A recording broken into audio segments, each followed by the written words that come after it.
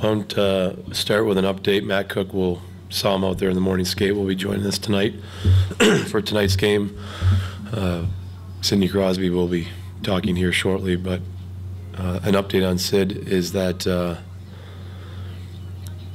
post Winter Classic game he had neck symptoms.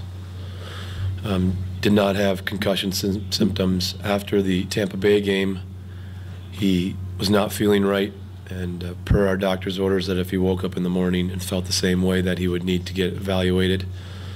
The only reason, well, he woke up in the morning and still wasn't feeling completely right, and the only reason he left Montreal was because he was able to get on a flight with Matt Cook.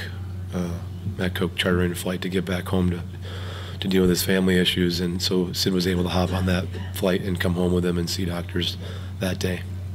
Dan, there's been, and it seems to be maybe primarily in Canada, which because of Sidney Crosby, but it just seems to be, you addressed this a little bit, it seems to be a lot of criticism where people seem to think that you guys might have missed something with Sidney with the Winter Classic or something like that. I mean, all players are treated the same in terms of being evaluated for possible concussions, I would imagine.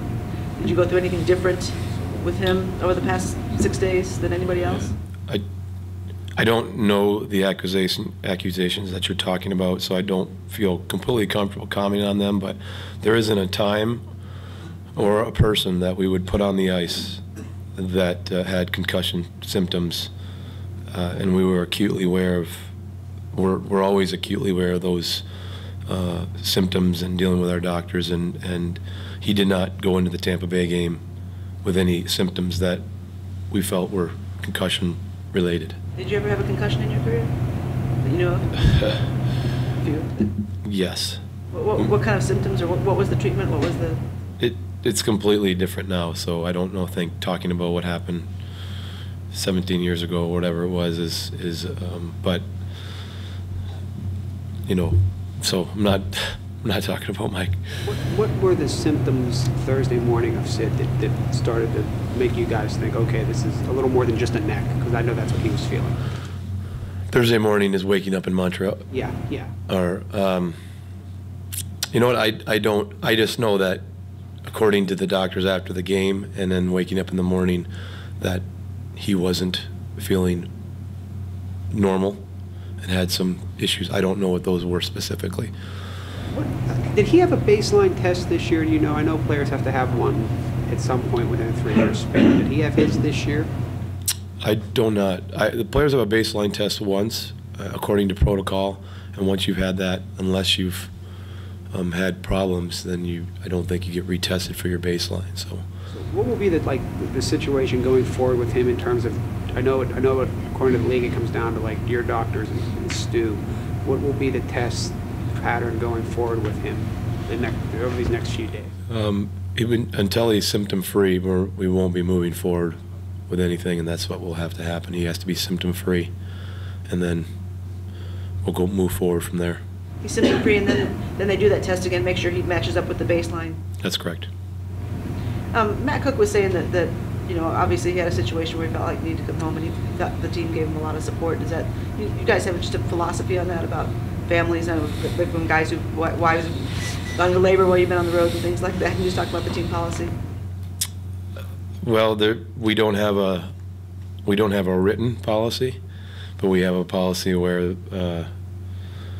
in every situation, consideration to the family and you mentioned birth, wives, and the family, and sometimes it's been mother, your parents as well in different times. But yes, we have a policy, and that says we're going to do everything we can to make sure you have the opportunity to be with your family and get the necessary support from our team. And I think it stems right from Ray Shiro and down to the coaching staff and the players. And it's feel pretty confident that we're going to do everything we can to help in those situations. What have you been pleased about with Jordan's game so far, a week back now, and maybe what going forward do you see coming that we haven't seen yet? Been very pleased with the intelligence level of which he's played. He missed a lot of games and hasn't played in games, but I think he did a good job of being sharp in terms of what we need to do on the ice and where he needs to go and how he needs to support his teammates on the ice. And, you know, right from the first shift he had on the ice in the Winter Classic, he was penalty kill wise. There wasn't rust in the mental part of his game, and that's been really, really good. I thought the best period probably was the first period in the Winter Classic, and you know, and you could see in Montreal it was back-to-back situation. He didn't have as much jump as you know you were going to expect him to see him have later on, but he's been very good, smart-wise, even penalty kill-wise. In Montreal, he was extremely smart and did a great job for us in that regard. So he's been very good there, and you know his conditioning and in those battle situations where he gets taxed, you know, he's going to keep getting better and better in those areas. When players get hit, whether it's a hit to the head or any type of injury, if you were to take a camera on any player during an intermission or after a game, would they look like Sid looked as he did on the HBO show? I mean, is that a general thing? Guys just look a little dazed sometimes for any hit that you've noticed. Yeah, if you're asking if there's distinct differences, I don't think that there always is. You know, I had a conversation, a lengthy conversation in Montreal at breakfast with Sid and a couple other players, and I commented afterwards how sharp he was, and you know how he was his normal self. There wasn't, you know, he wasn't walking around in a daze.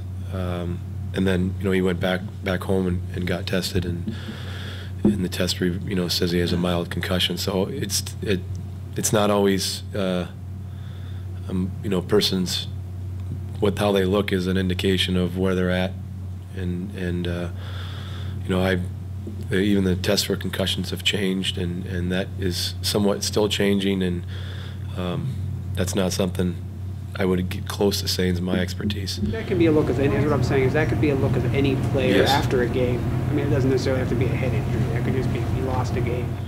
Yes. For example, our players in Montreal, there's a few of us that look tired, so that may be confused, or you know, you could say they were dazed. They didn't. We played back to back. We traveled, and they may have that dazed look in their eyes. Coach, what's your biggest concerns about tonight's game? Great question. Well, just talking with a couple guys, Sidney in the dressing room, I feel like we're going to be playing a mirror image of our own team in terms of the way they want to play. So it'll look like a lot like a scrimmage in practice. They have been giving teams a hard time with their forecheck and the way they forecheck, and that's something we're going to have to deal with tonight. It really sets up their game. And when they get to that, it helps them be a formidable team in the offensive zone. So puck retrievals tonight against a team that's coming very aggressive is going to be key.